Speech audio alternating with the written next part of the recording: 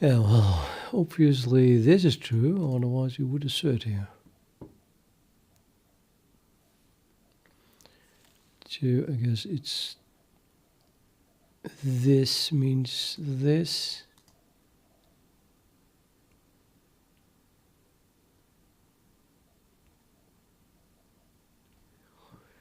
Isn't this always the case? Note that it might take a complex application that is skipping shader resources that are in a given descriptor set but aren't used in this pipeline.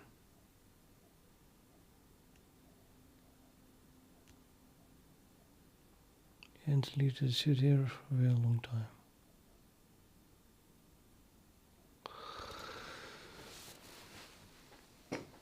And then I had a super bright insight moment where I understood that, well, that I just understood something very bright. And then I came to the conclusion that a very long time is no longer needed because this is just always true, right?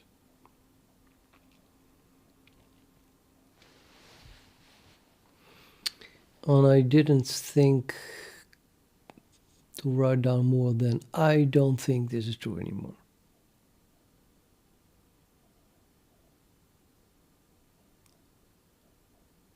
And now I have to reinvent why this is not true anymore. What the hell is skipping shader resources anyway?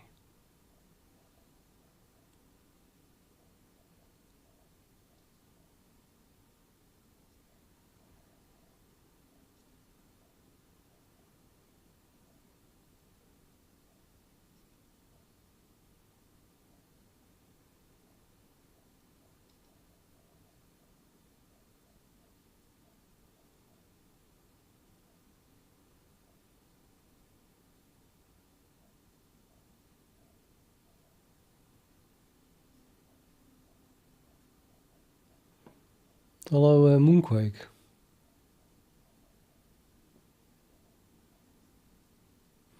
Well, welcome back then.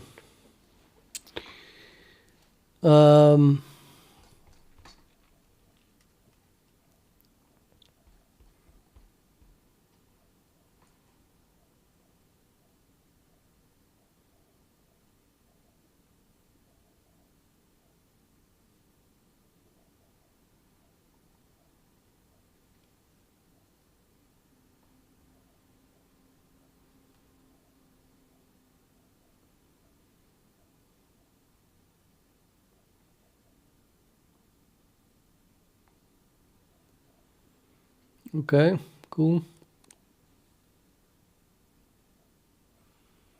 I'm fine. Trying to think about this. Isn't this always the case?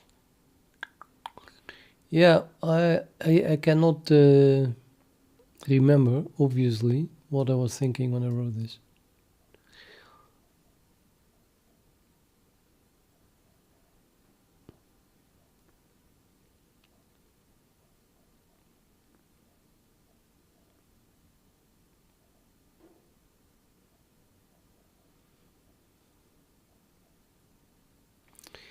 I guess I could just leave the assert in, it doesn't hurt.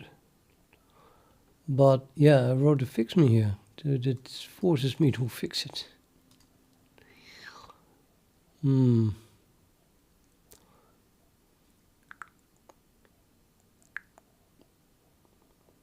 I would really want to make sure, that is always the case, then what does that mean?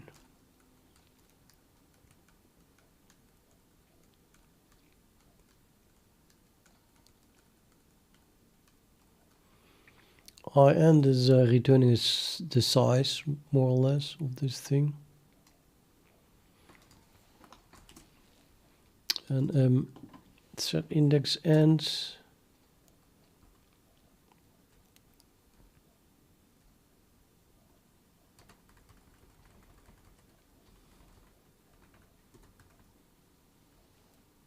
Update missing descriptor sets.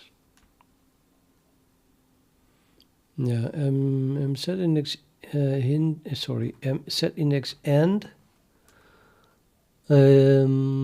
is just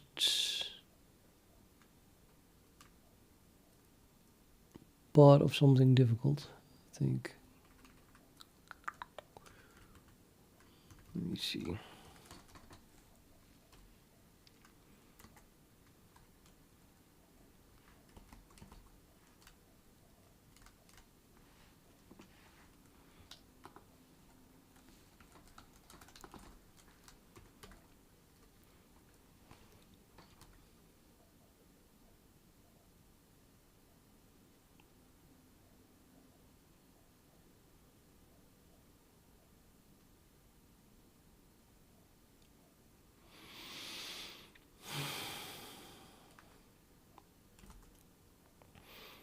SetIndex end is reset to 0 here. Suppose that also happens in handle shared resource correction request then.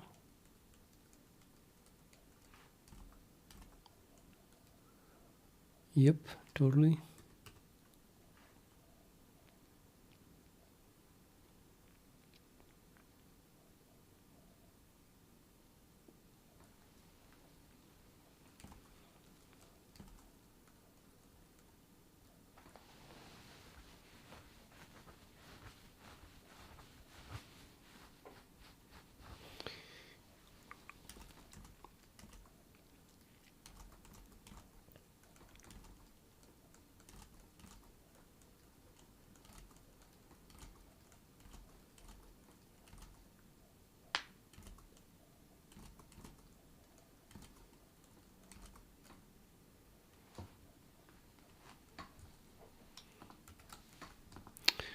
I'm gonna look from the top and see where that variable setIndex end is being written to.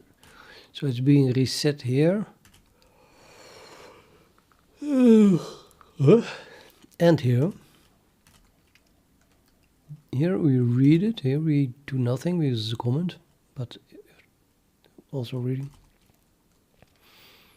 This is where it is initialized, reinitialized, changed. Here we write it, so you read it only, I mean. Write to output. This is reading, reading,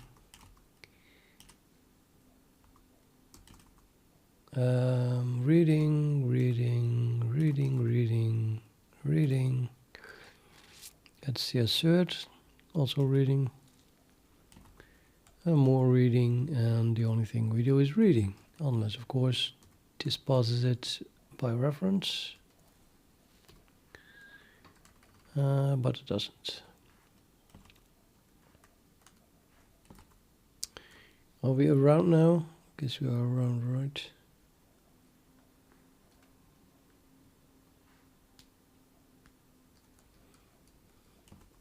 Yep. So then the only place that it is updated is here. And then it is set to SetIndex +1, which means that SetIndex should be the last element after growing it.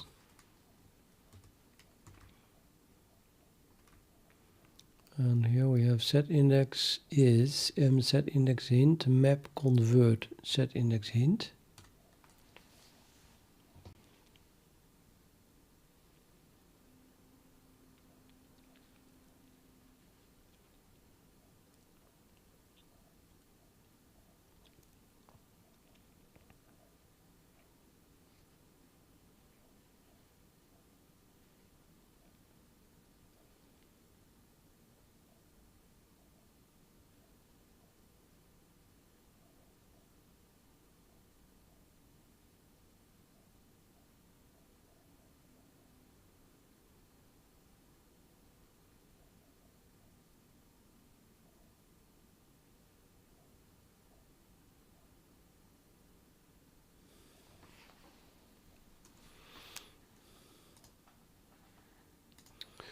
No vocal, but in the meantime,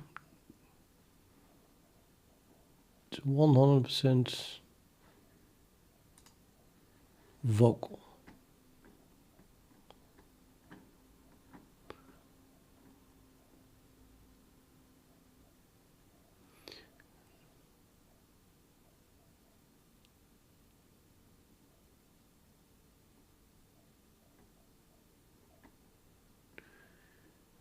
How am I finding back in this list what I'm playing here?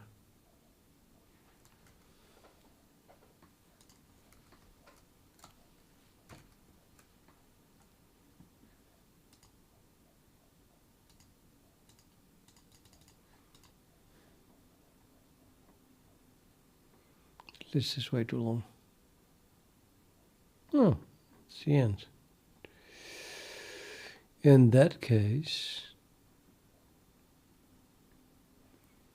this is not loading.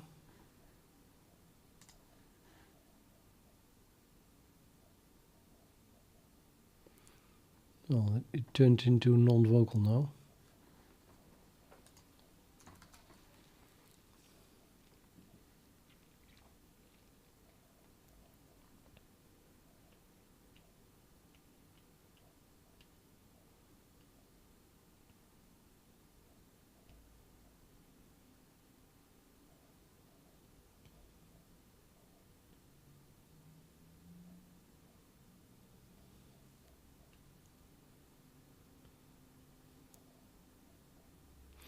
I think that is what the word skipping was referring to.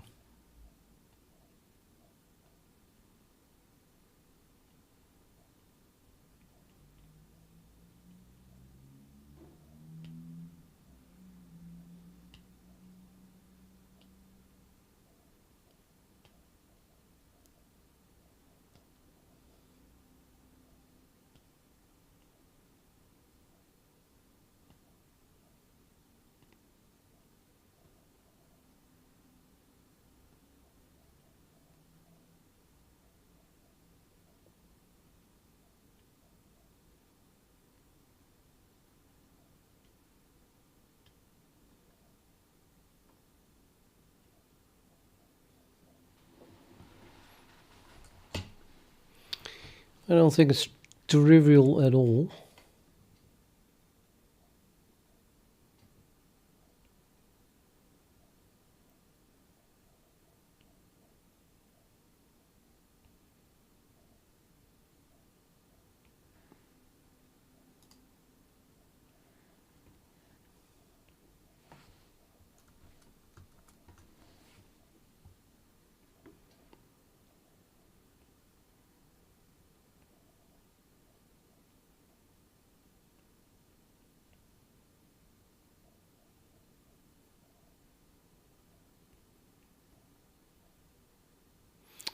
I'm really not happy with this code. It's unmaintainable, I think, because I cannot understand it myself anymore. Now, usually this is not a problem when it just works.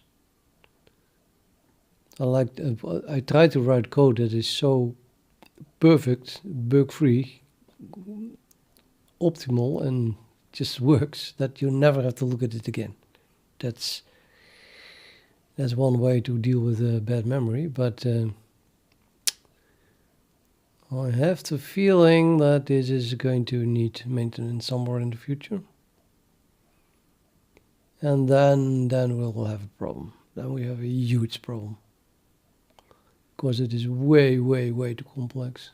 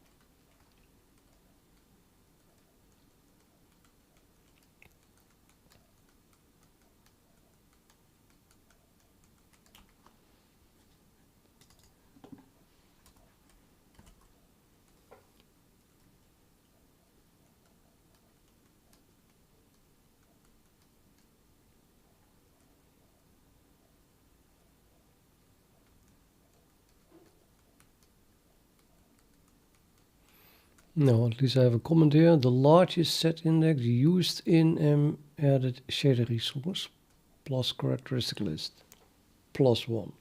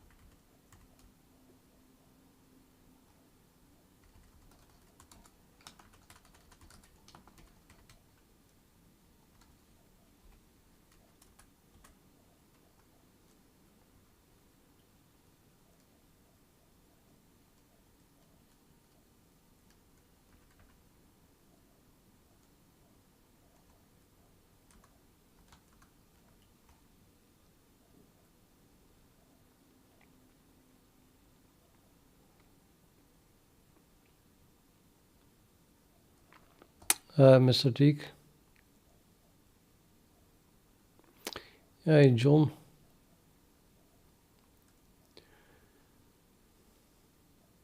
Shader resource characteristic.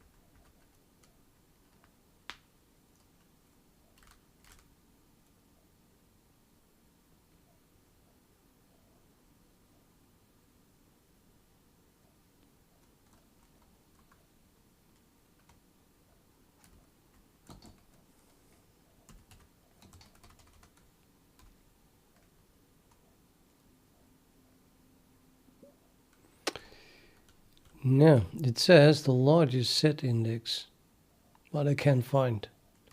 I can't find the set index. Suppose it means something of the type set index used in this thing here. Well, this thing happens to be a AI thread safe wrapped vector of this struct.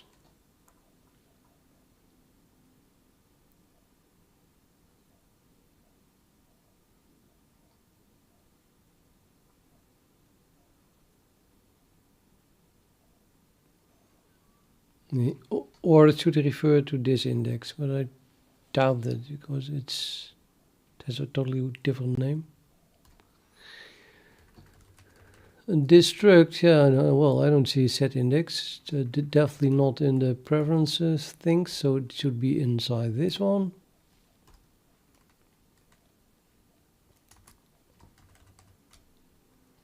Characteristic range pointer, fill index, that's it. So it should be in this one. I just looked at it as well. Doing the same as I just did.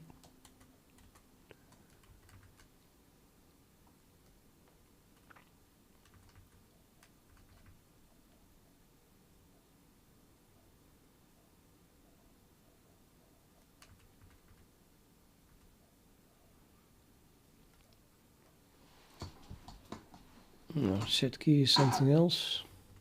It's not a set index.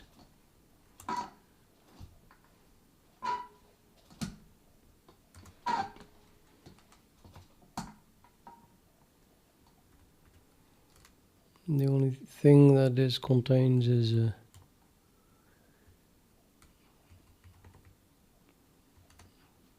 this map here.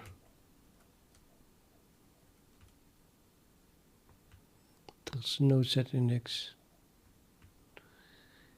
Unless the set index is inside that map, which I doubt, but okay. That contains set layout binding. No, that is the binding and the set layout handle. So I say descriptor set layout handle. And the binding, and this is set mutex and set handles.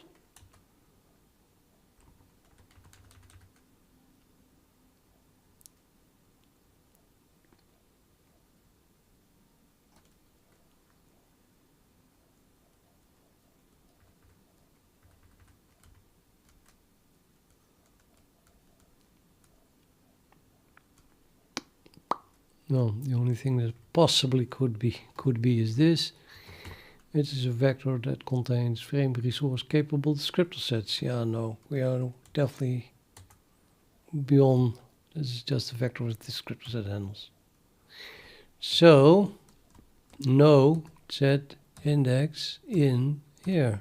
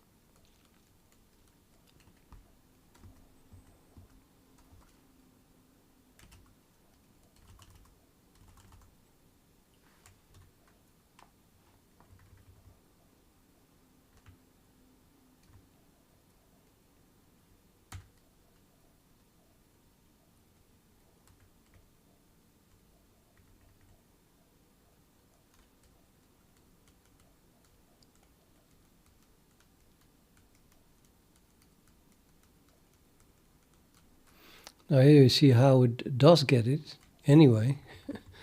Here's what I just looked at.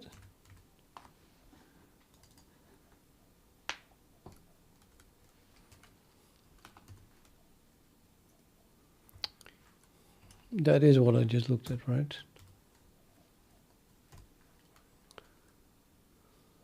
Yeah. So that is read locked. We get access to it, and then we run over the vector for all the elements.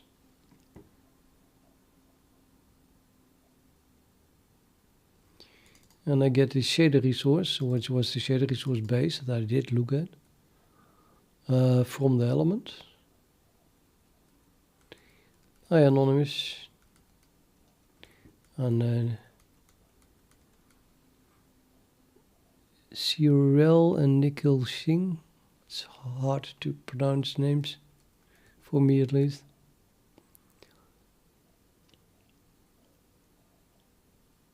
I did look all that and I didn't find it, but having shader resource, we can get the key. Okay, I did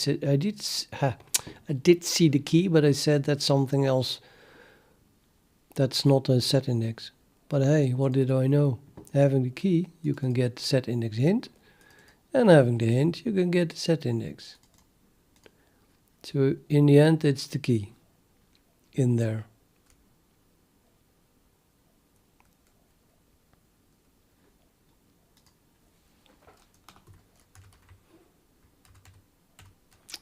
Well, I think the assert can stay, because it's just bloody not trivial.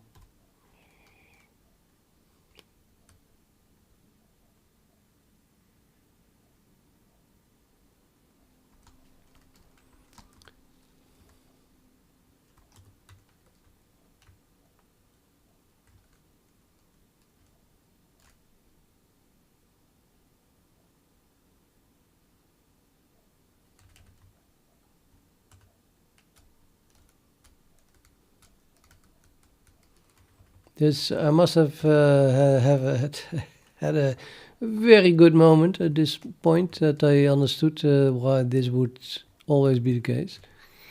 So I have no idea anymore. No idea.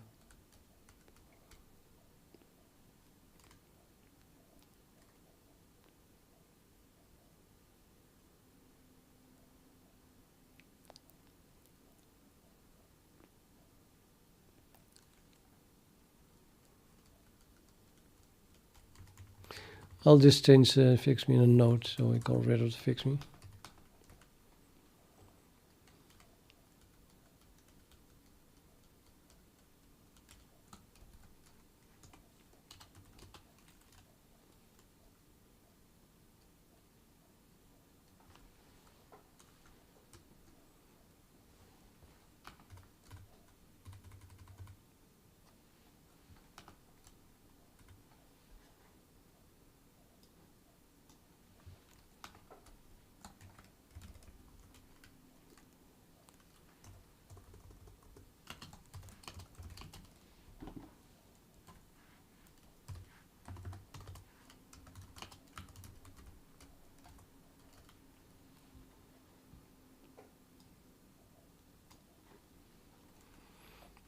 January 9, when I was still smart.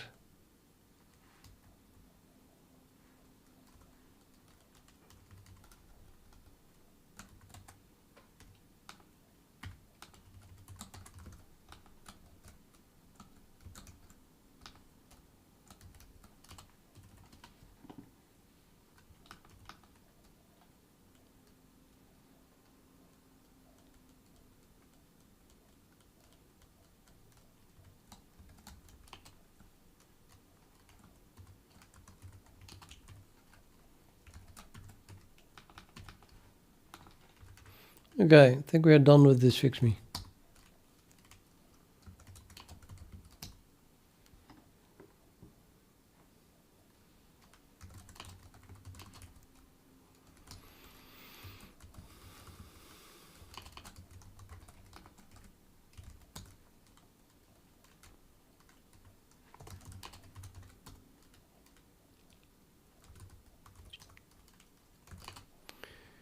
There's two FIXMEs from 2023 left, who are more or less the same thing, and equally not understandable.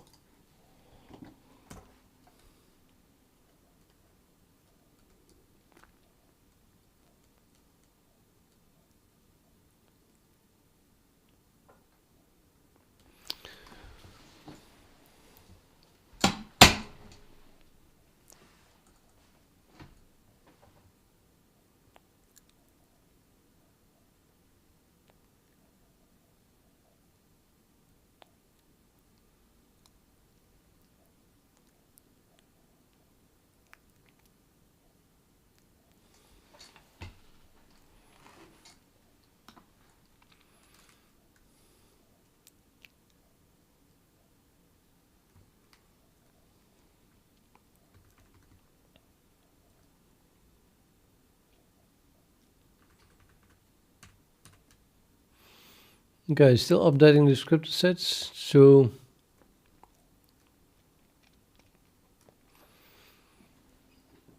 if we ignore that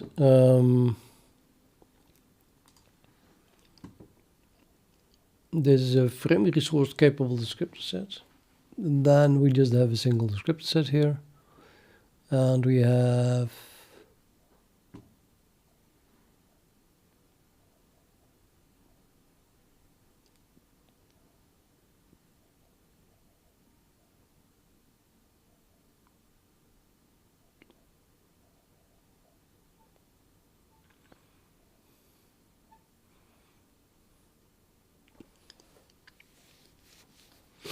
well, I guess this thing here, aka this thing.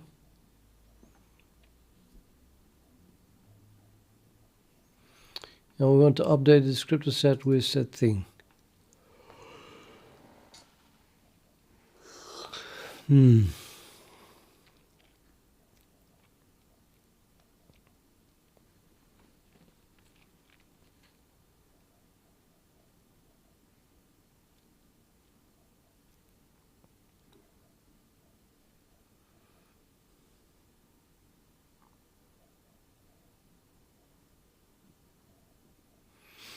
Apparently that thing is either a vector of descriptor image info, or a vector of descriptor buffer info, or a vector of buffer view.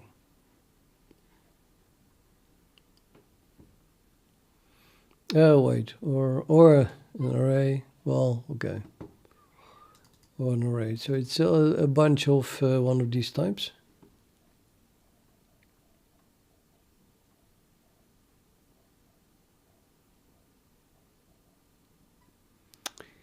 Let's go for the combined image sampler.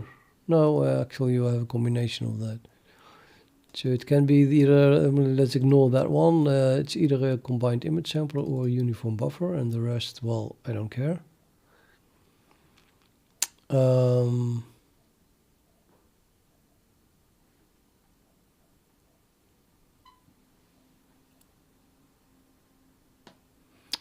Which makes the type different. It's on either an image or a buffer.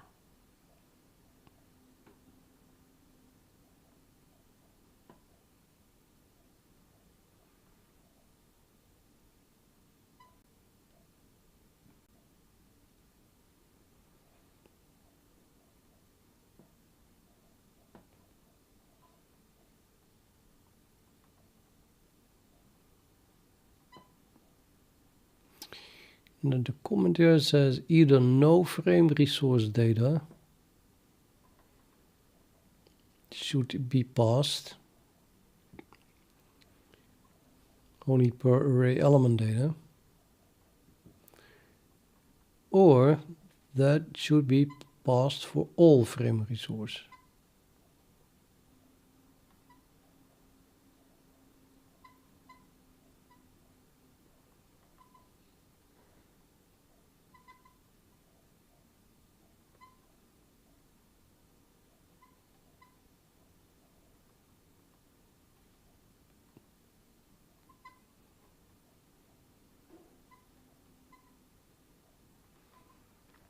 Okay, no frame resources data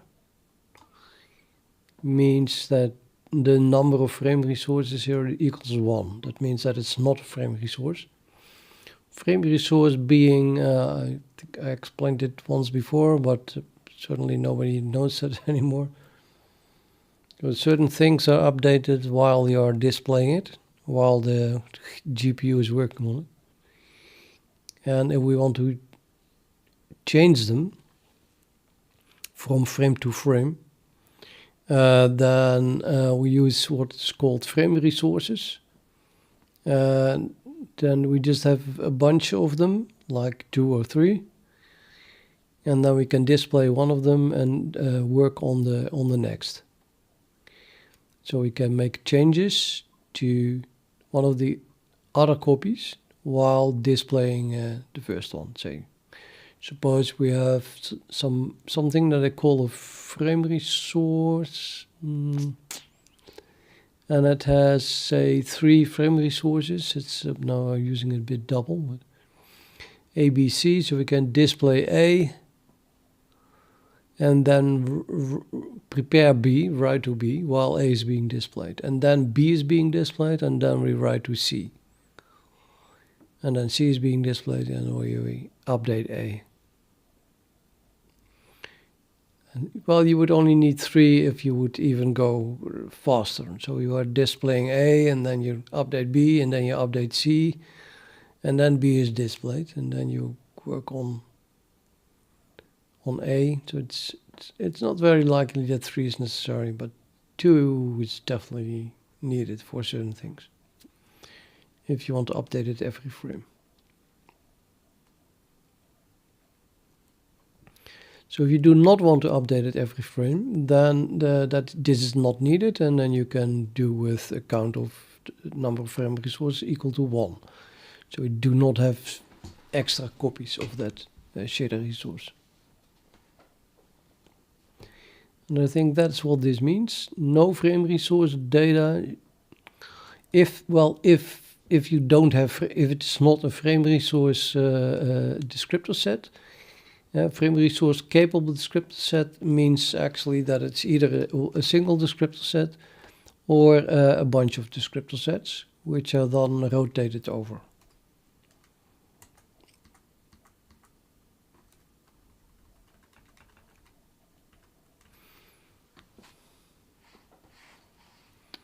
So we just have a descriptor set, and that might then be a vector of size 1 or a vector of size equal to the number of frame resources that you want. Usually 2 or 3 or something like that. And then we rotate over them.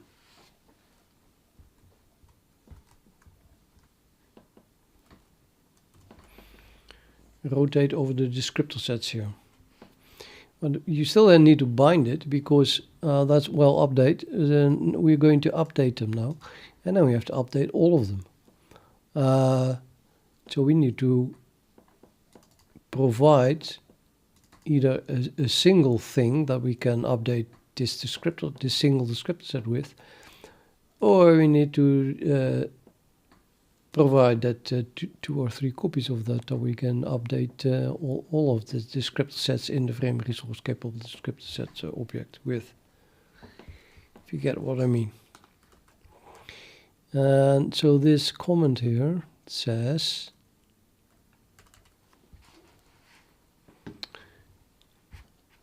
either no frame resource data should be passed, and I guess that means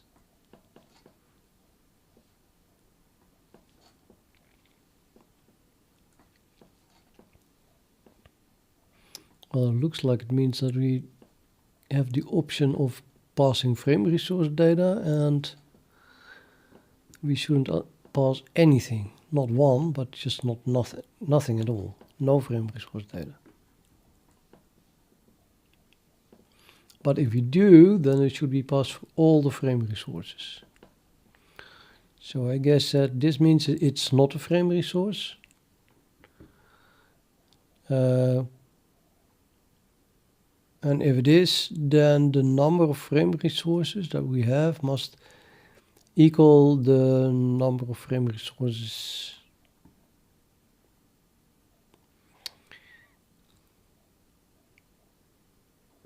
Right. So not clear, right? So which is which?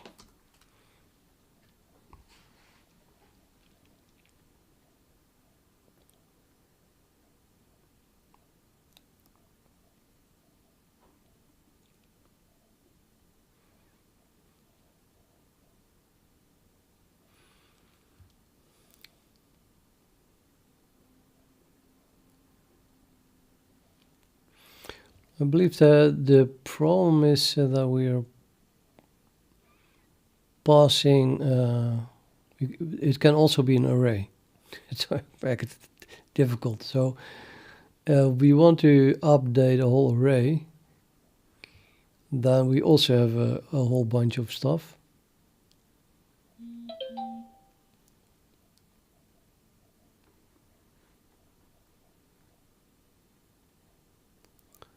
Then we would have data per array element, but not per frame resource.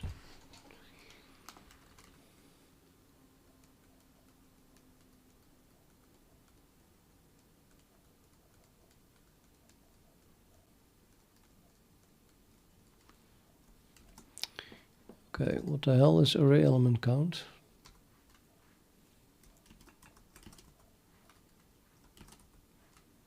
It's being passed.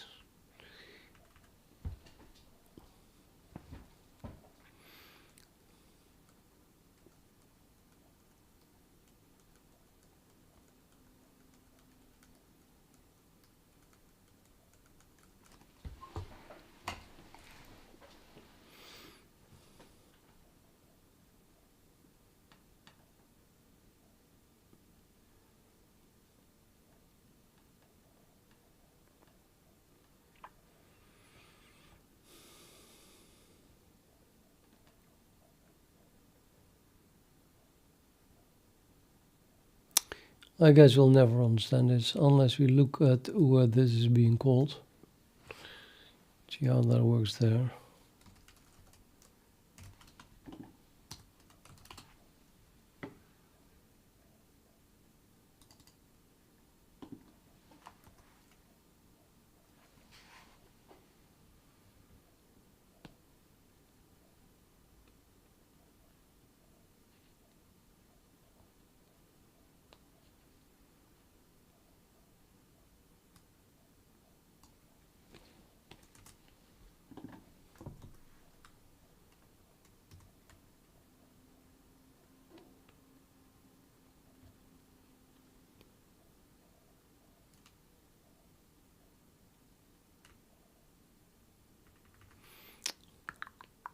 Okay, I think I get it. Maybe I get it. At least it could be that only textures have arrays. Nah. I don't know.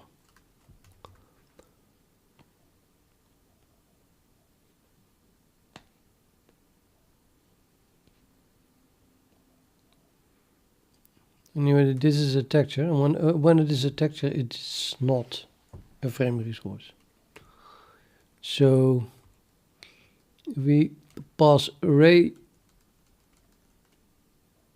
pass a texture, sorry, an array of textures, then we have array elements, but we do not have frame resources because they are textures. So in that case, this could be larger than 1, but this should not be interpreted as the number of frame resources, but rather just what the window can accept as the maximum number of frame resources. I mean, it is just the maximum number of frame resources, like application wide or something, or well, it's window wide, but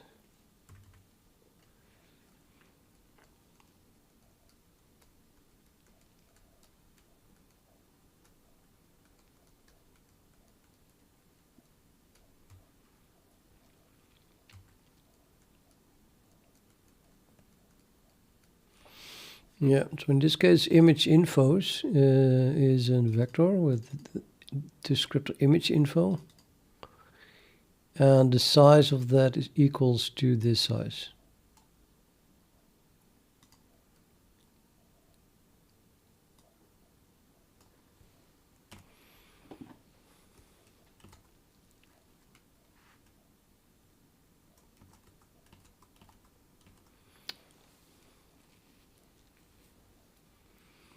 And here we have also a call for textures. So we also have a vector of VK descriptor image infos, and the size is again equal to whatever's passed here. So it's no difference with the previous one.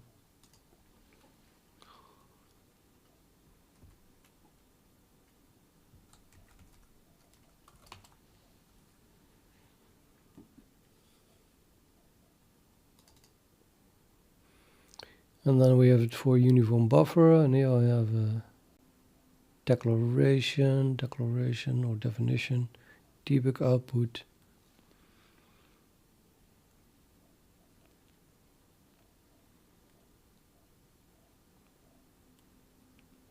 And there is something here. Gonna look at that first. Update descriptor array.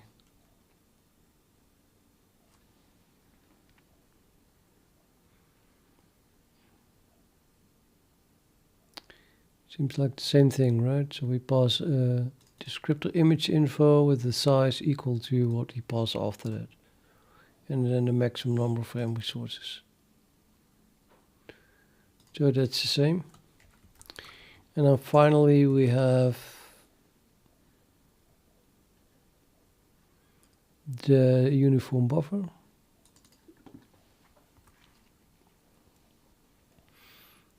And that always passes 1 as the array size.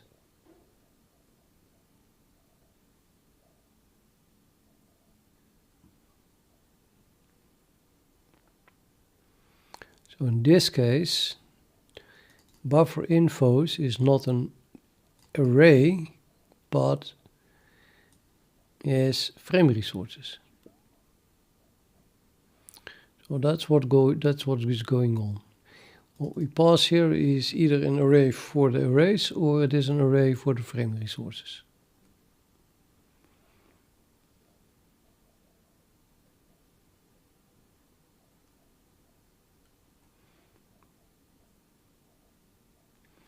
I'm not sure if it is guaranteed that array size is larger than 1 in the other cases. I suppose it could be just not be an array, and then we'll just... Is it not possible that this size here is 1?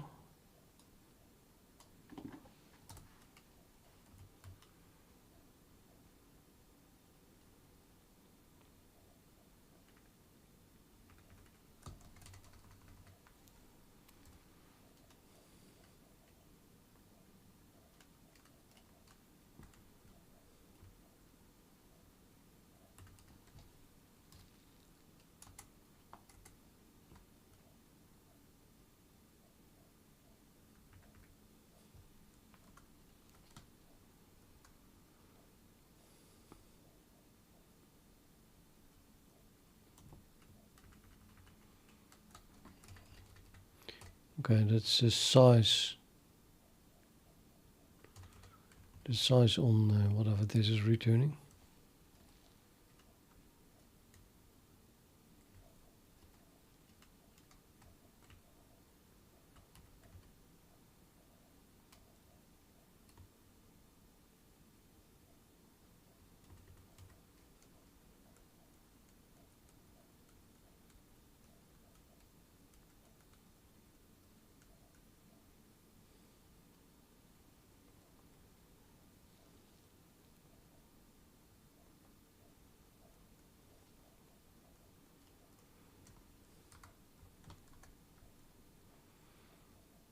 Yeah, I don't see a reason why there could not be 1. So suppose it can be. Yeah, and then I want to go back to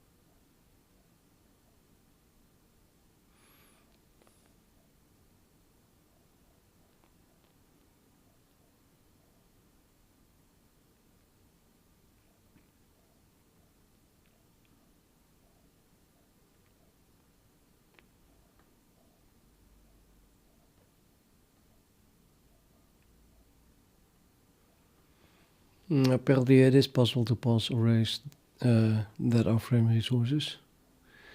At least the support is here. So we have to pass something for each array element, therefore this must be 0, must be divisible by the number of array elements.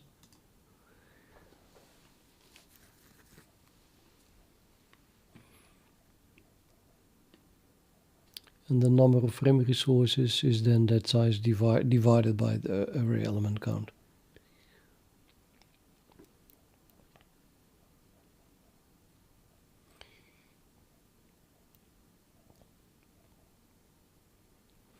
And then here it says that it is either not a frame resource and an array. So that would make this 1 indeed. So as we saw, the size was equal to what we pass. These two things are, as these two things are the same, then there was a texture. And then we have passed this information here for textures, and then these two are always equal. So frame resource count is 1 for textures.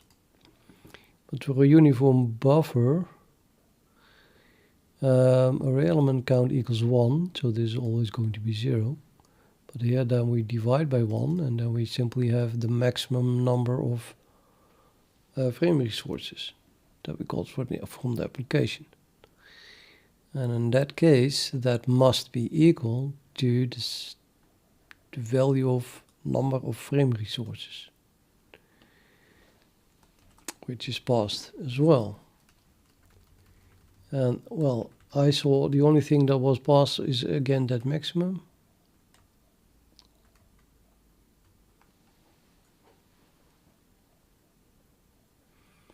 Okay, the calculated number of frame resources must equal to the actual number of frame resources that we pass to the function. And now we get it. DescriptorSet is a frame resource.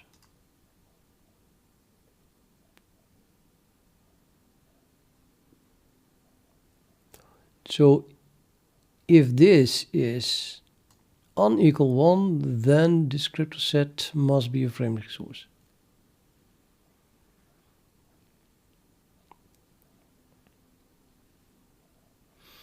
And this is unequal 1 if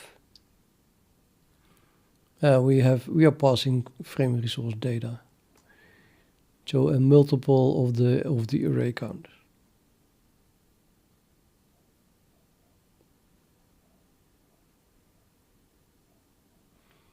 Which currently we only do for uniform buffers, and uniform buffers are indeed frame resource.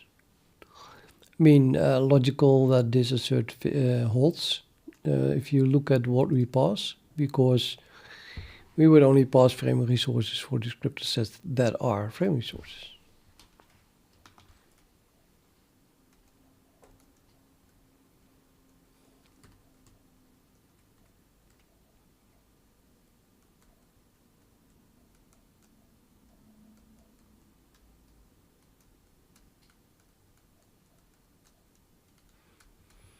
Yeah, this is going to be 1. Sorry. Yeah, for textures which are not frame resources, this is going to be 1. Because, as we just saw, we simply pass twice the same value. We pass the size of that thing as array element count, and then this is 1. And for uniform buffers, then it's probably larger than 1, but those are frame resources.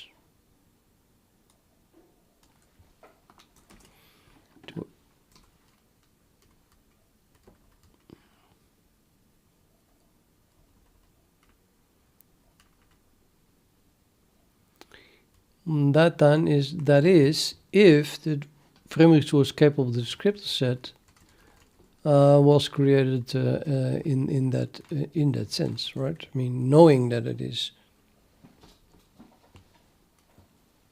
a uniform buffer and or texture.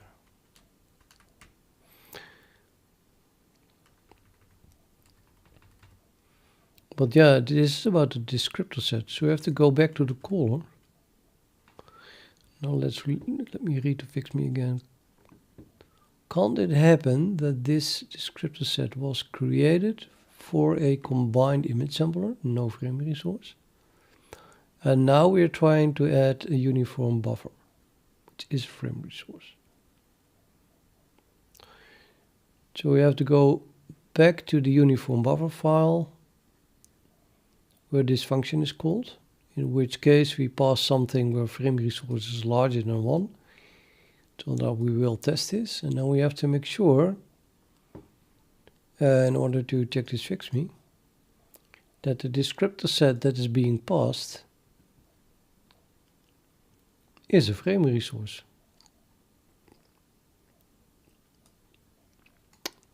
That will return true. Is frame resource is returning, well, that the allocated size is larger than 1.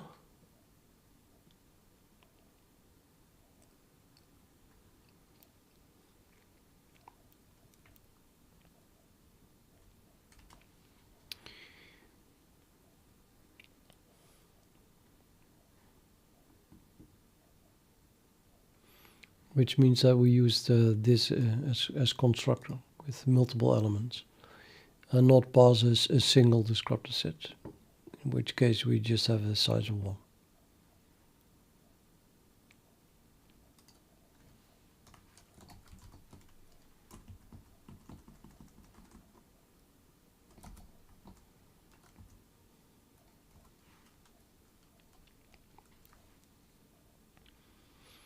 Well, the thing that is passed in the case of a uniform buffer, the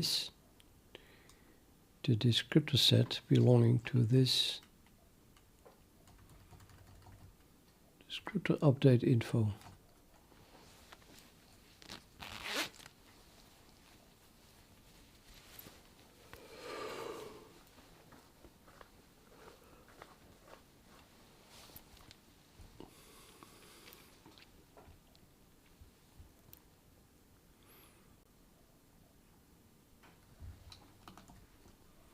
So I have to look at the caller of this function. Uniform buffer base, update descriptor set. I want to know is it a virtual function or not.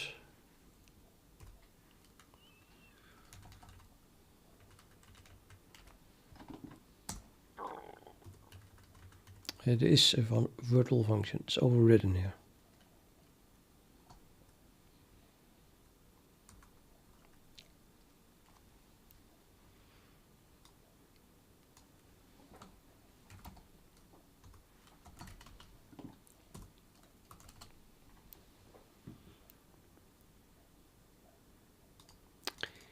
And this is the only place where that is being called.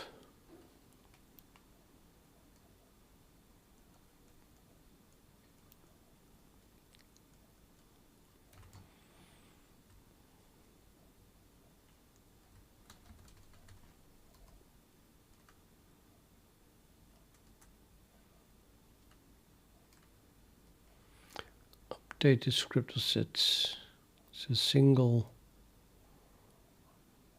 argument, type descriptor update info. And it's also implemented by a combined image sampler updater, which creates update and moves that to the whatever. The descriptor update info is not even being used, or what? Oh, it is being passed to the descriptor update info object that was created.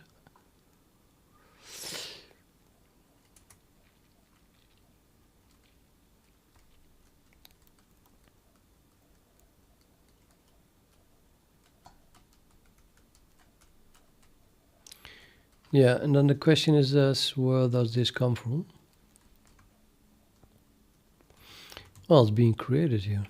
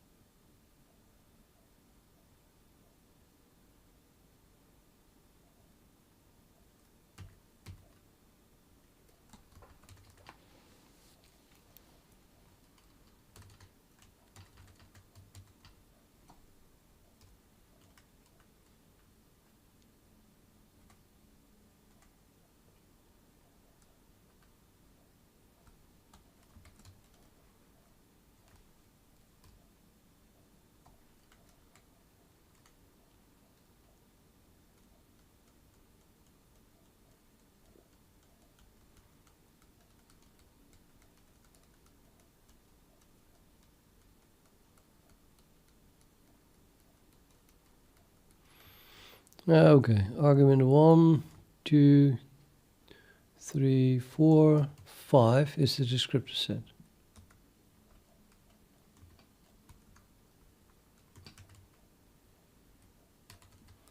So 1, 2, 3, 4, 5. This is where the descriptor set comes from. And DescriptorSet per SetIndex. Index.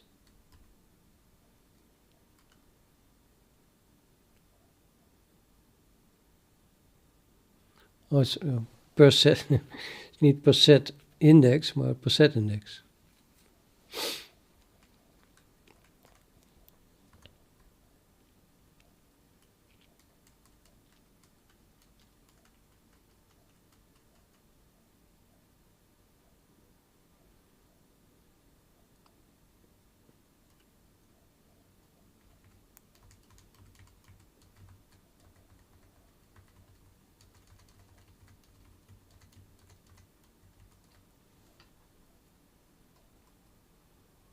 Yeah, well, okay, whatever the SetIndex is, that is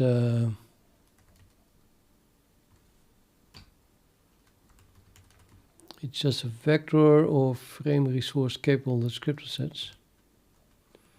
So the question is now then, when exactly is this filled? What is SetIndex, and when is it created for that SetIndex?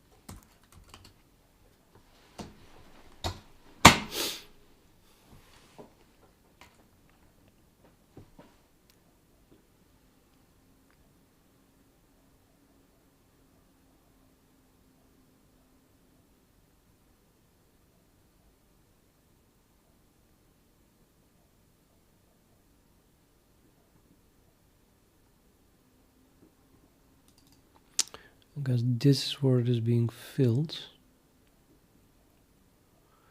SetIndex first is missing descriptor sets.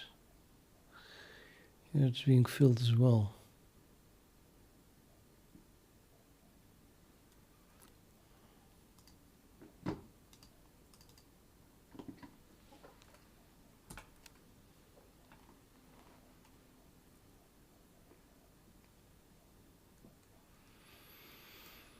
Yeah, have match. I think have match means we got it from the cache for something that is just a total match. So that was created before with the same stuff in it, and if that worked, then it's going to work again, right?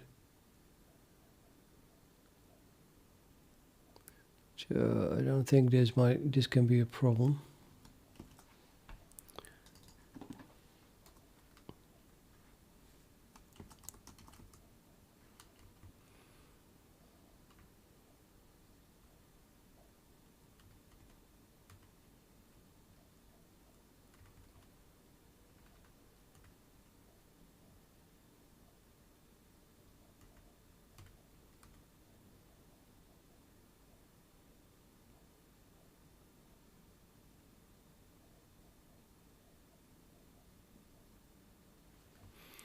You got that's very hand wavy, but you have to trust your subconscious, I think. In this case, I just feel certainty boil up from my subconscious that this cannot be the problem.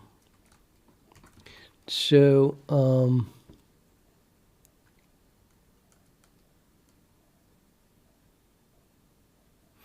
yeah, well, on that in your note,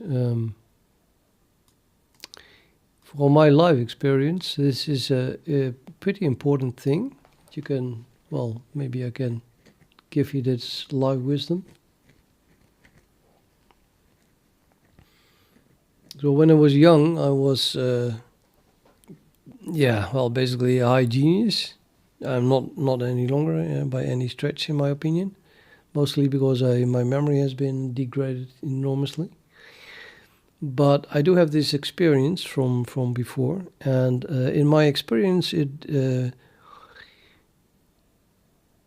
like being, I'll use the word again, being a genius, and then I mean being smart in the moment, had a lot to do with being self-secure in the following sense. Suppose you hear a question or you have a problem, then my experience is that then, say, your subconscious gives you the solution, or a solution, or possible solutions, weighted with a chance. So you have no idea what it is about, but someone asks you a problem, and without even thinking about it, you just hear a voice, as it were. It's not a voice, but you hear, something that comes from your subconscious, as like, say, an intuition would work. I mean, the definition of intuition is, in my opinion, also something like the result of a reasoning that you did in your subconscious. So it's exactly that, a result that comes out of your subconscious. But since it is your subconscious, you're not conscious about the reasoning that was behind it. So if you feel insecure, you now have an answer, but you don't know the reasoning yet.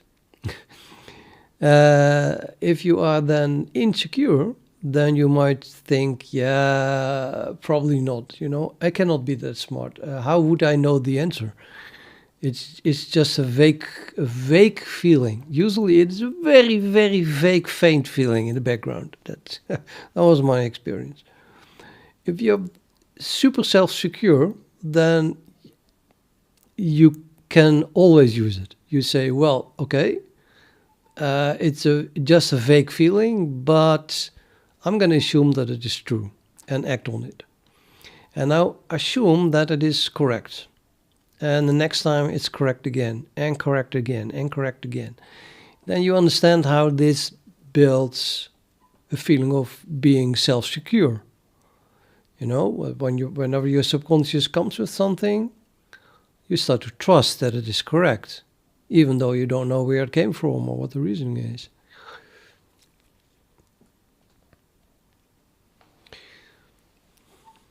So I think that, feeling insecure about yourself and your own capabilities definitely influences what you're capable of doing.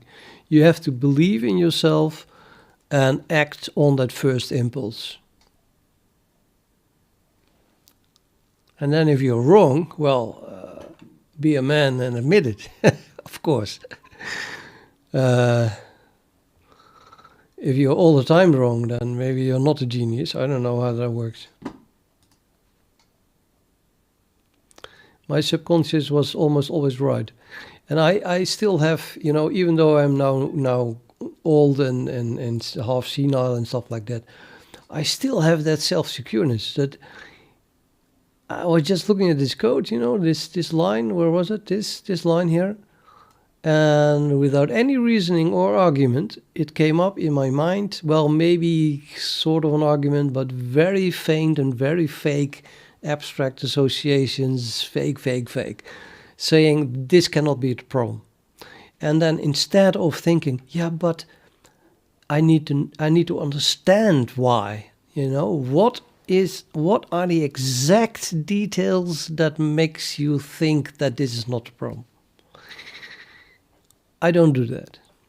I'm still self-secure, and I think that if my subconscious tells me, nah, this is not it, then it's not it. Okay, that was a side story that I hope someone will help someone, you know, get more self-secure about solutions that come from your subconscious. So now I was looking at the other place where this thing is being assigned.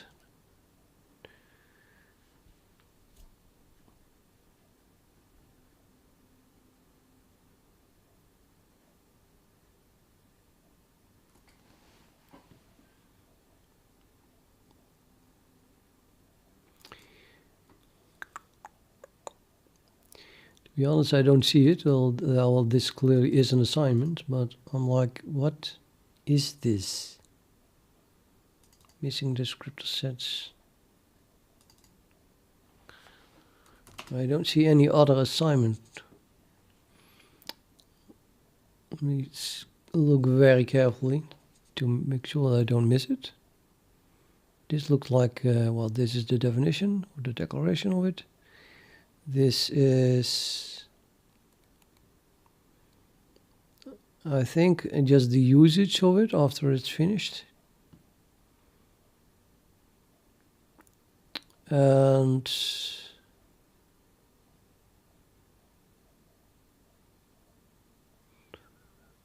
yeah, a comment, yeah, it's being cleared, resized. Yeah, this, I think, yeah, more or less it just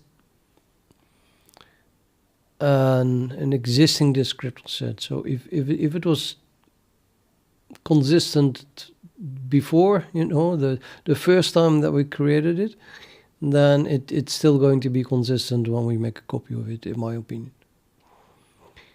So then this would be the first time would you actually make one. And here, yeah, we don't see much, just a comma. But I suppose it's... oh, that's where we pass it. Yeah, that's all. That's the point where we need it to be, well, consistent, as it were. And here we have also something that's being passed to something. I'm not going to check these functions for taking those arguments by reference and then changing them. I don't believe that. So it's indeed going to be this point. It's be the only point where it is ever assigned.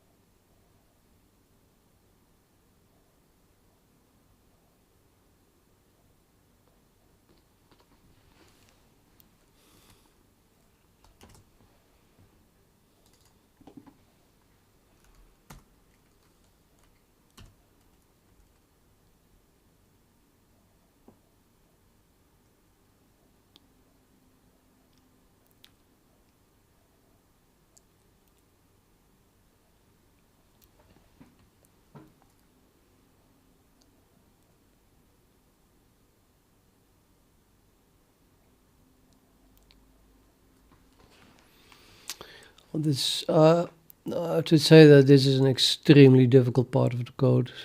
I remember having worked on this for weeks to the point that I was exhausted.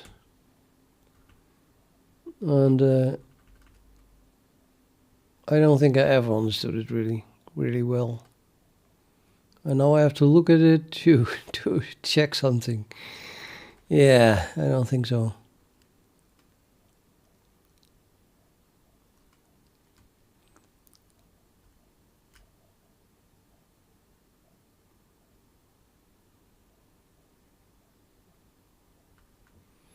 But nevertheless, let's try.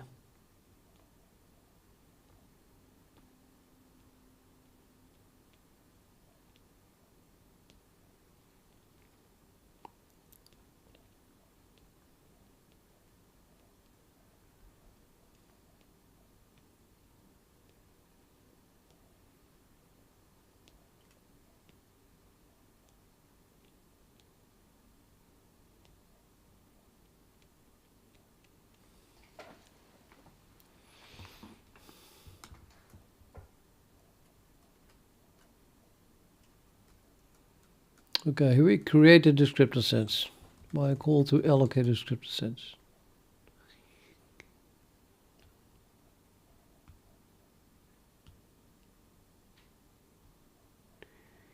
And I'm assuming that whether or not it is a frame resource depends on this argument here.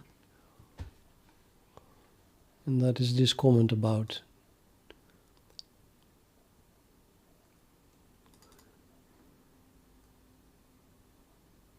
No, it's not. SetIndex has frame resource pairs.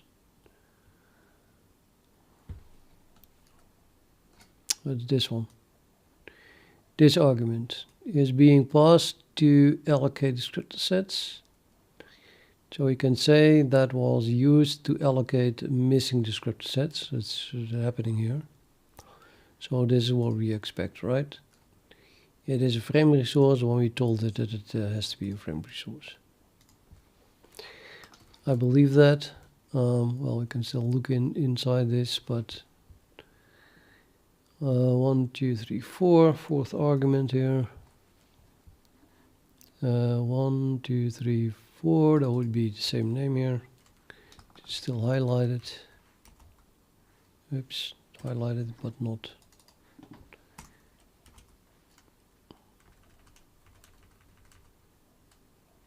Yep. So the number of actual descriptors that are being made is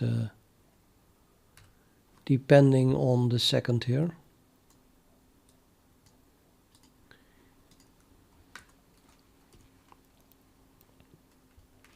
So this assert is most definitely going to be true.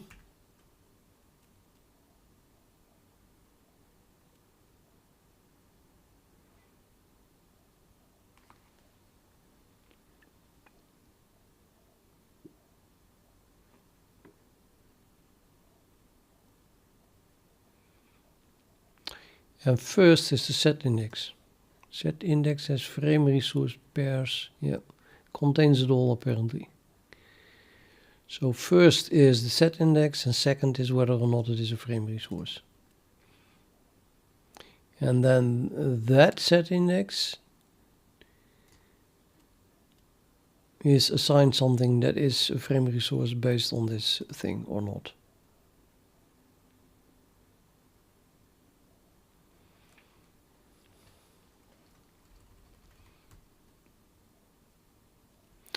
And that is being passed to allocate, update, and handles and unlocking, which is being passed here, and apparently filled here. Or where is it? Let's jump to the top of that function. That is the vector.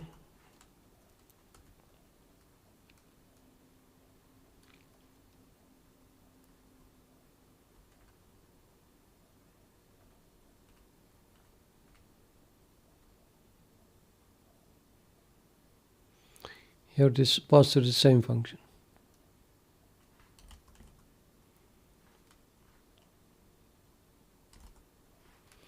So this is the only place where it is being set. Now we set it with SetIndex and has frame resource.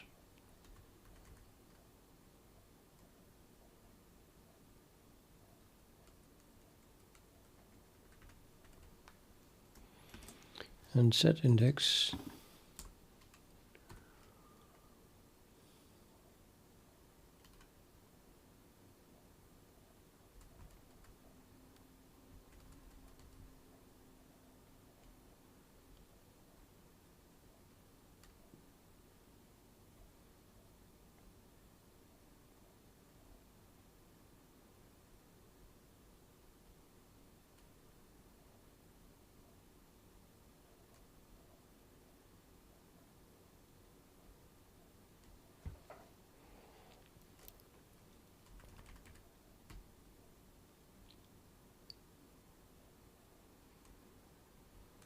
We loop over set indexes. Okay, we loop over all set indexes. Simply.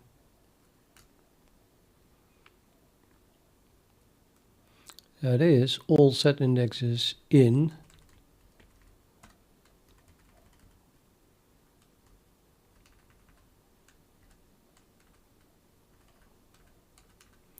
I guess sometimes we skip something maybe.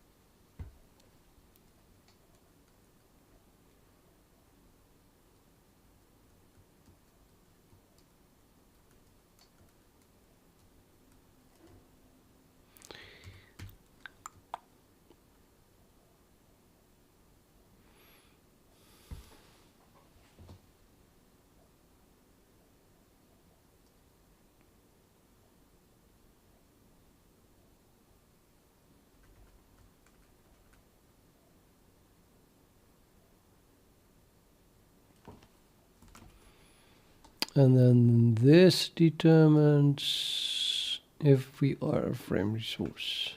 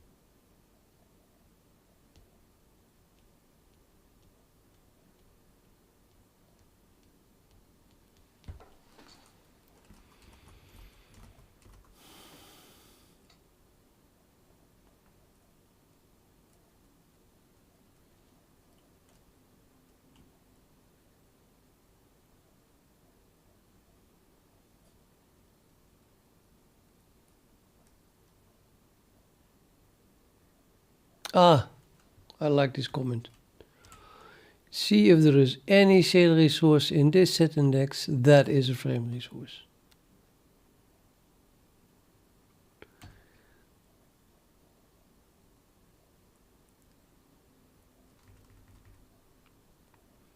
While not as frame resource and not at the end of the number of stuff in it. If any is frame resource, then has frame resource is true.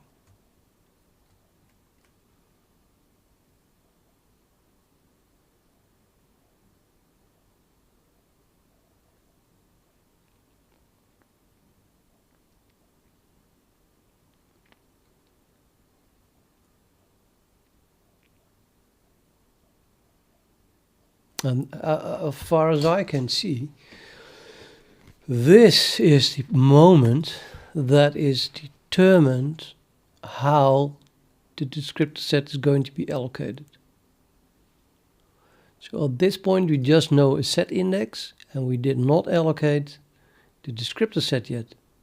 So we first kind of find out which shader resources are in a certain descriptor set, and then if any of them needs frame resources, we're going to allocate that descriptor set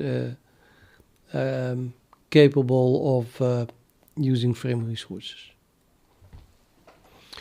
So I don't know, but from what I can see here is there is no issue. However,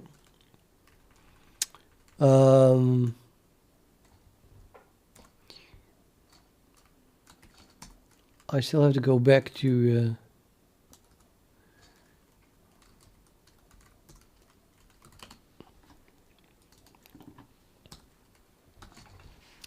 the FIXME.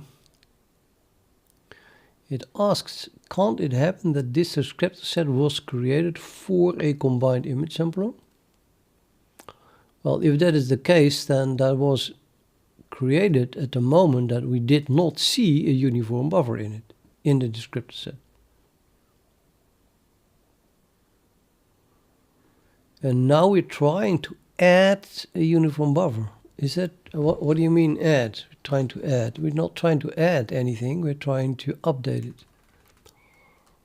So the answer is simply no, that cannot happen. Because we construct the descriptor set already knowing what is in it. And then we update it.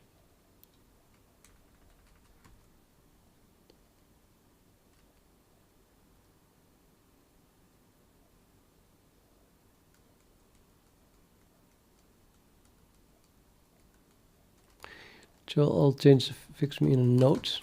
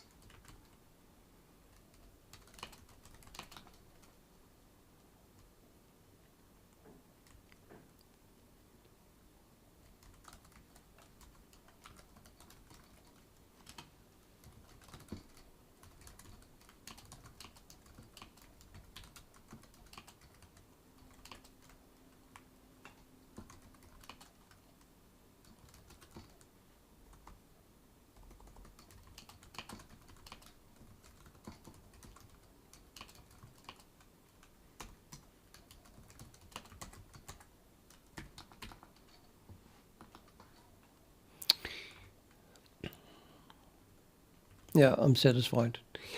I think this is the solution for this FIXME. Let me see.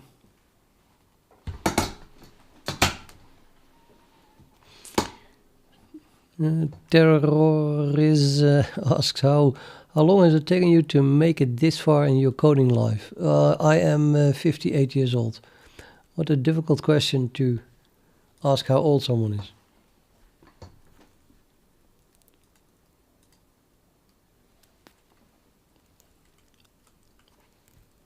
Or maybe it includes when I started. I started coding when I was 12.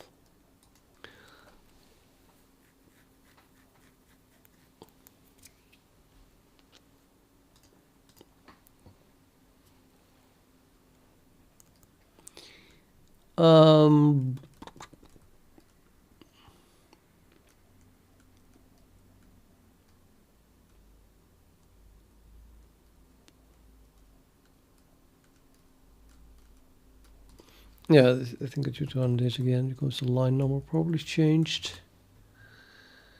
And we have one left from 2023.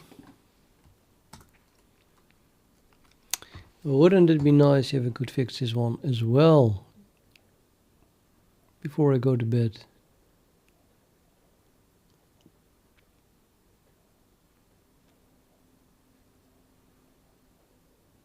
I'm afraid that no. I cannot. When I was young, that age, and I started coding, it was such a different time. It was before the internet. I had to learn everything from books. And C++ didn't even exist yet and stuff like that. So, and by now I've forgot everything. Last 28 years I only have coded in C++. So I have no experience with any modern stuff or other languages.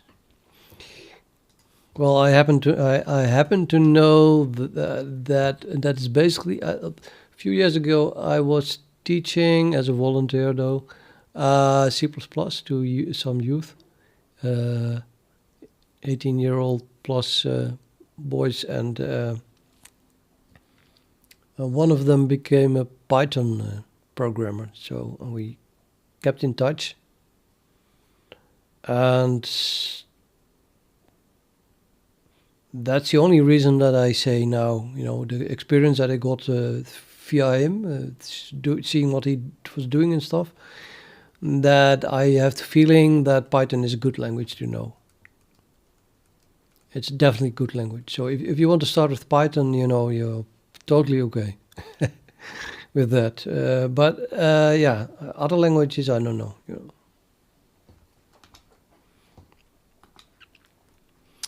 Am I a software developer? I guess so. This is the only thing I do. All day, every day.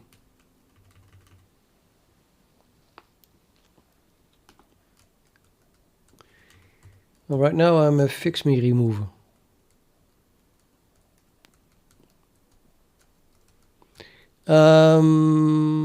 Bottom line, no. Because you cannot pay me enough. I mean, nobody can probably. I'm not interested in money. So, but by the time that anyone pays me so much that I'm willing to do it for the money, it's you'll probably be able to find a better C++ teacher for less money. Simply because, well, like I said, I will only get interested for very large amounts of money. So why else would I do that? Well, I do like to work with youth, but that's what I did back then, as a volunteer even. But I doubt you're living in the neighborhood here, and so.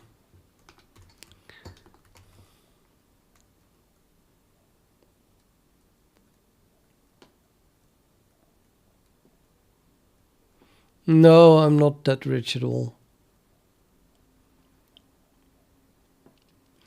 I can go by. I have money has never been a problem in my life, because I live at the rock bottom. What is it called? Standard. I don't have a car. I never go out. I hardly ever buy new clothes. I don't smoke, obviously. I don't have any expenses whatsoever, except new computers and my rent. And I do make enough money to have no problems with that, and then be able to save up even. And then I did save up, let's say, more than 100,000 during my life. I mean, I'm almost pension, what is it? Age. So yeah, by that time you can have saved up a lot, especially if you lived very, what is the word? When it's not an word related to computers, I often don't know it.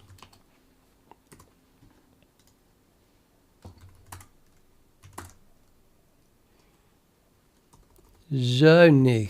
Yeah, economical. Nah. I lived an economical life. Yeah, well, I don't think so. I don't spend much, like I said. No car, no nothing, So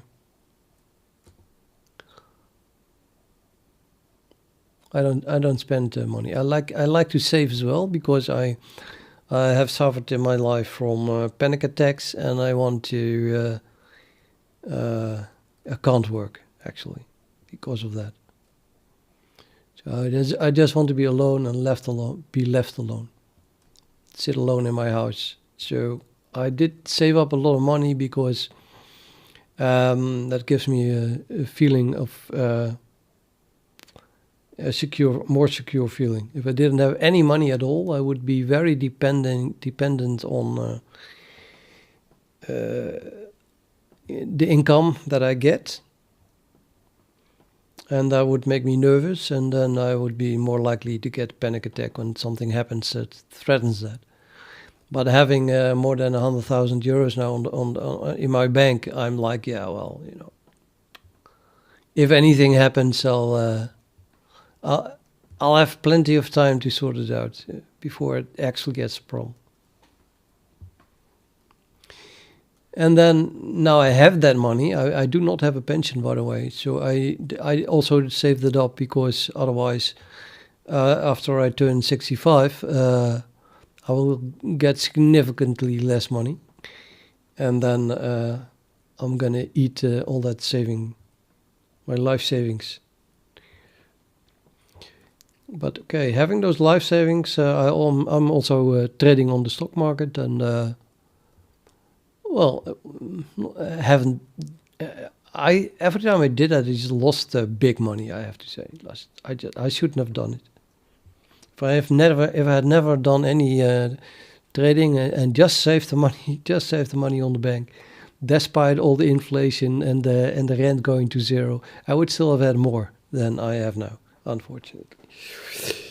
But recently, since beginning December, I started again.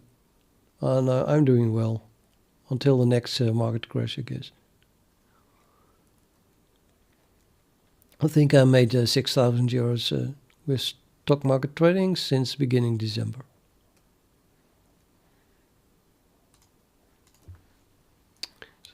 Just doesn't want to load this, does it?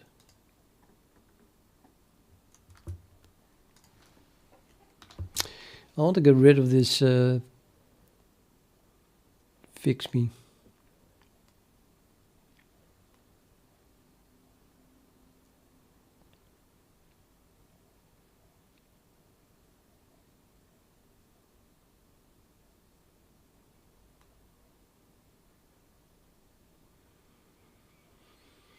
No, I don't know why, but I said I'm not interested in money. Well, for example,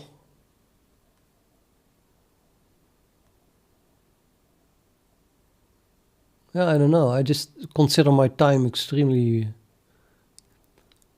worth a lot. And when I did work in the past, I think I was paid more than 100 per hour. And it kind of stuck with me. So if anyone pays me less than 100 euros per hour, then I'm not really interested. Plus, if I get... Since I have more than I say 100,000, it's even more. So since I have that on my bank account, if you give me 1,000 euros, I wouldn't even notice it compared to what I saved up in the meantime. So yeah,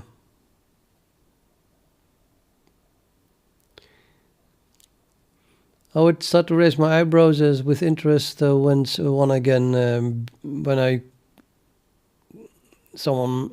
allows me to make 10,000.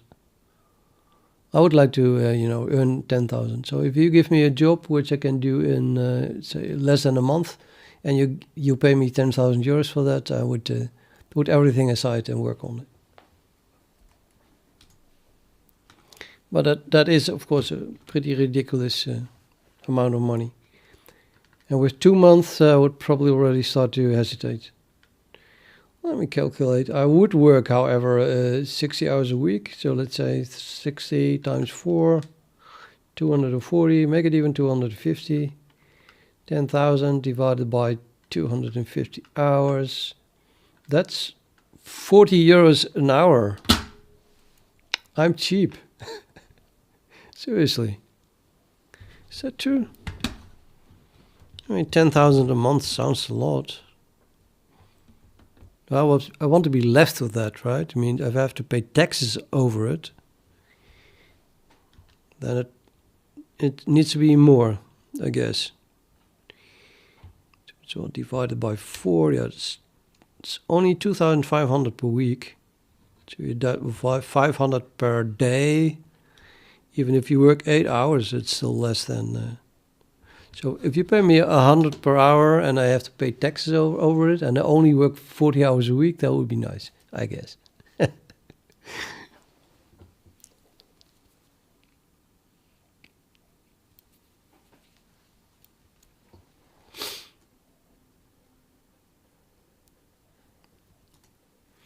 But anyway, I'm not I'm not assuming that that you would be able to or willing to even or that it would be worth. Well, worth, I don't know. Maybe it could be, you know. Because if someone pays me, I go really all in. I try to make it worth my money. I once told this story before. The last time someone paid me was about 4,000 euros for 2 weeks' work, I think. And then I saved his company. And I didn't even do it for the money. I just did it because it seemed like a nice guy, and he was really about to lose his one-man company that he worked for years and years very hard. He had erased the hard disk, and that hard disk contained all the websites of his clients. And he asked me to recover the hard disk, or he would lose his company and his everything.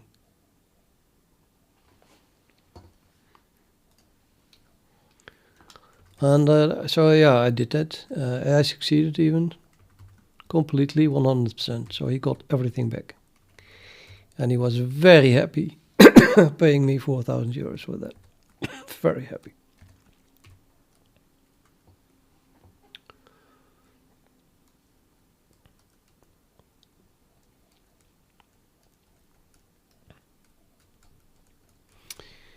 Okay, I guess I was chatting already so much that I'm not going to do this last assert, or I have to switch the chat away again, and then I don't know. But by the time I fix it, it will gonna be over, gonna be past midnight. It's really too late already, I think. So play a game of chess, and then I'll stop the stream. Hopefully I win this time, because no, not French. Yeah. Normally I take, that's kind of drawish, but a grandmaster would never take. But if I push, and I'll do that now, now we really have the French opening, and this guy is all happy because he's playing e6. So he just wants to play French, right? He just wants it. Okay, bishop here, I take, he takes. Not good. I guess I defend it. No, the queen comes here. He's gonna pressure this pawn like crazy. Now I can play my bishop here. Bishop here, he takes, I takes, he takes, blah blah blah, check, and I win the queen, so he can put it in front of the pawn. Now he's gonna put this bishop here so that I can no longer give check, winning the queen after I change at this point. Please. That's theory. Well, that's weird. He's taking. Why the hell would he take? Well, maybe it's one of those openings that I don't know. Now what? So now I'm out of theory and this guy isn't. I could go here, I guess. Why not? I don't see a reason why not. And now I can no longer give check, so I have to defend this pawn again, either by retreating my bishop, which I don't want to do yet, or by simply defending it. Now this pawn is undefended, but yeah, well, the bishop is in the way. This knight is going here to again attack this pawn. And to be honest, I have no idea what to do about it except taking it if he comes here. It's probably not a good idea. Let's just castle, you know, at least I'm out of the spin. I have no idea what the knight is doing here. No idea whatsoever. No idea. I think it's pretty stupid. It can't be stupid because it's 2095. I don't think that was the idea of friends at all.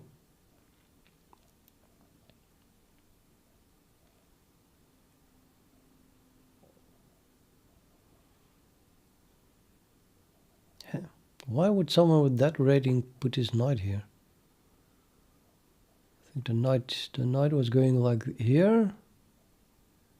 Sorry, here? I should have gone here. Attack this pawn again. Okay, so I guess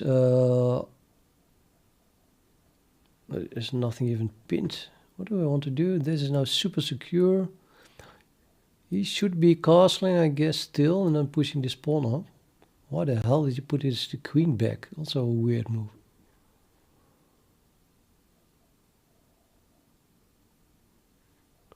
It would be nice to...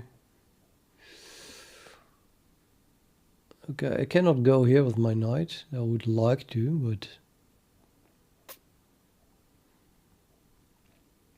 Maybe move my pawn up. I think I'm gonna ask his bishop where it wants to go.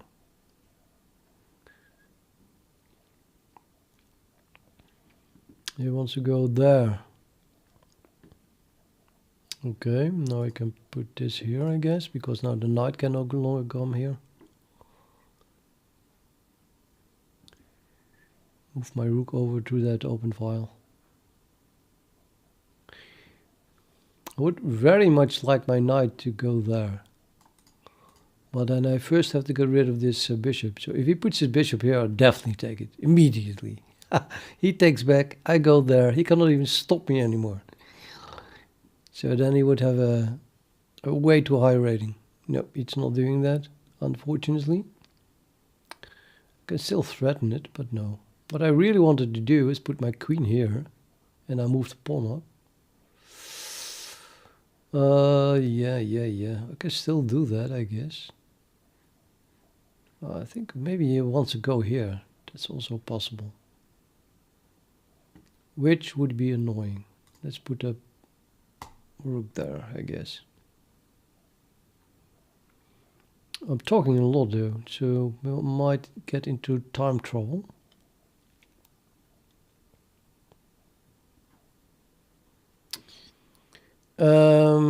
Yeah, well, I don't know.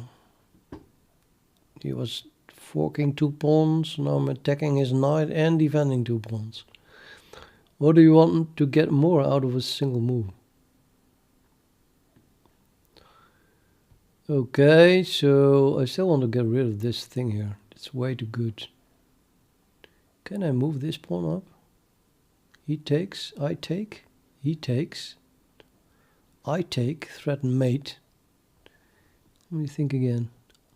I move up, he takes, I take. If he takes, I take again. He has to defend the mate, and then I can move my bishop away. Or he takes back like that. So I move, he takes, I take, he takes. I take here. That's no problem. I think I'm going to do this. Main idea being that this diagonal is now open. So if I can put my queen on this diagonal, then maybe I can move my knight here. Or not. Because, you know, there's 2 of them on it. But of course this knight so much wants to go there that I want to prepare that somehow. He's not falling for it, is he? Okay, that's annoying. Let's just take here then. And thank you for the ball.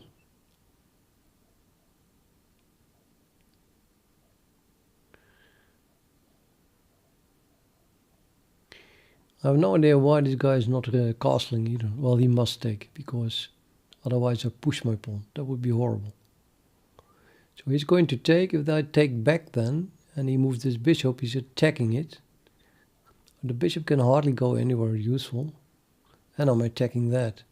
I think it's pretty safe to take it. I so much want to get rid of this bishop. Then I can move my queen, let's say, well, maybe exchange the knight, move my queen to this diagonal, put the knight here with the triple attack on this pawn, and I cannot move it forward because I can take it. He's dead. Yeah, so I have this one. That's what we wanted. And then I guess he's going to take here either way, right? Okay, let's take here anyway.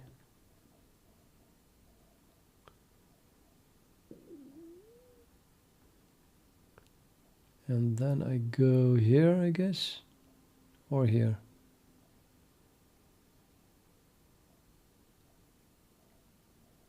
He takes with the rook. Okay, I can go here. He's gonna castle, and then I'm gonna go here anyway. I don't know which is better. I think here. I think here.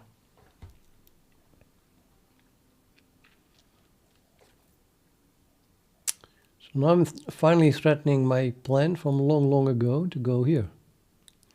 Wow, he lets me. Yeah, but I guess it's possible. He can move forward. I take 1, 2, 3 against just 2 actually. No, 3. But hey, his king is weakened. Oh, that was a trick. Okay, gotta admit that. And I'm no time left. Oh no, I have no time left. I have no time left. I don't know what to do. I don't know what to do. Now I have to move fast. Start moving fast. I could go back and go there with the knight. That would be a nice place, I guess. Okay, maybe he takes it. But, well...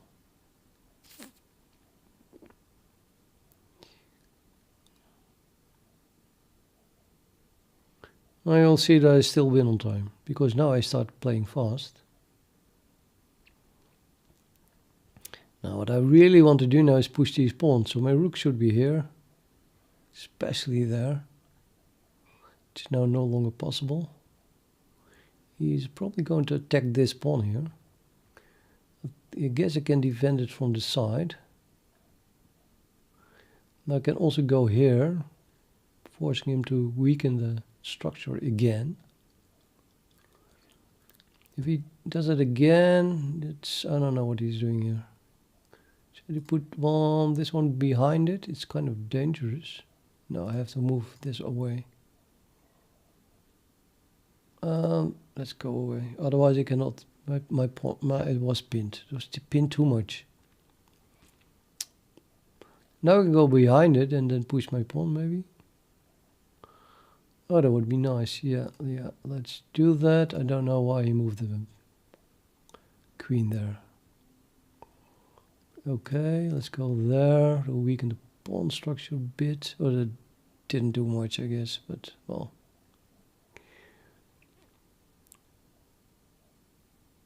I moved my queen away, so I'm no longer attacking that point. Oops.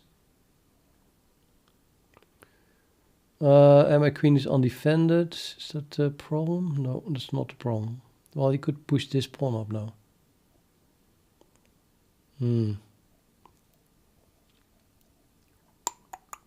He takes, I take, he takes, I take. I cannot take here, but he could take here.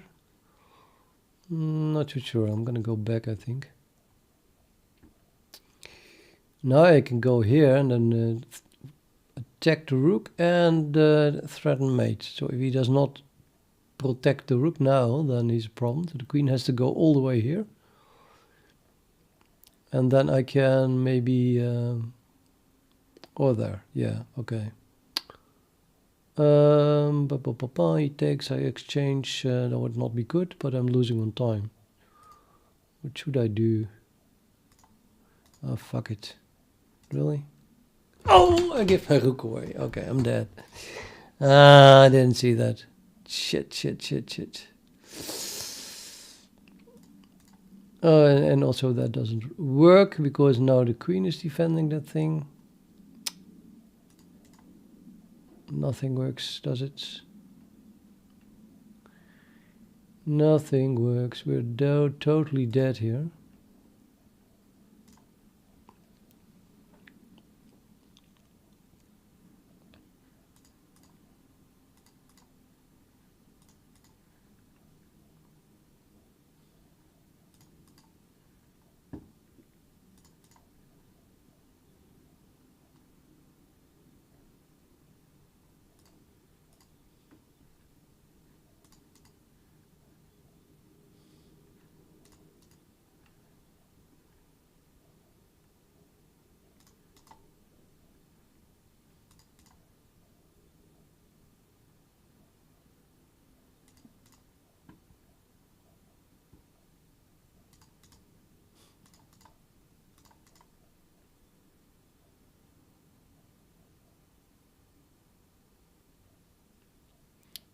Why is that not made? Still made, I mean. Shit. I thought it was. Yeah, well. God, I hate this. Well, I have more time than this guy.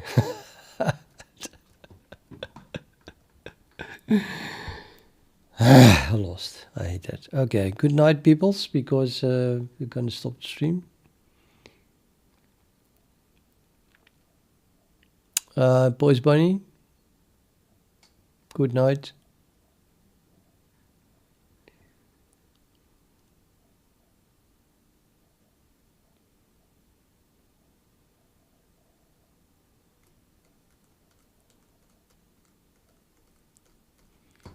Yeah, A4 Dorns at 1 hour and 50 minutes after my bedtime, after my normal, bedtime, but yeah.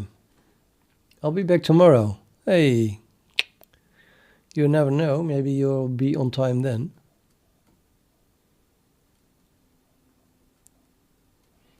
Well, you do it. Normally I have stopped the stream 1 hour and 50 minutes ago already. I should not be streaming at all this late.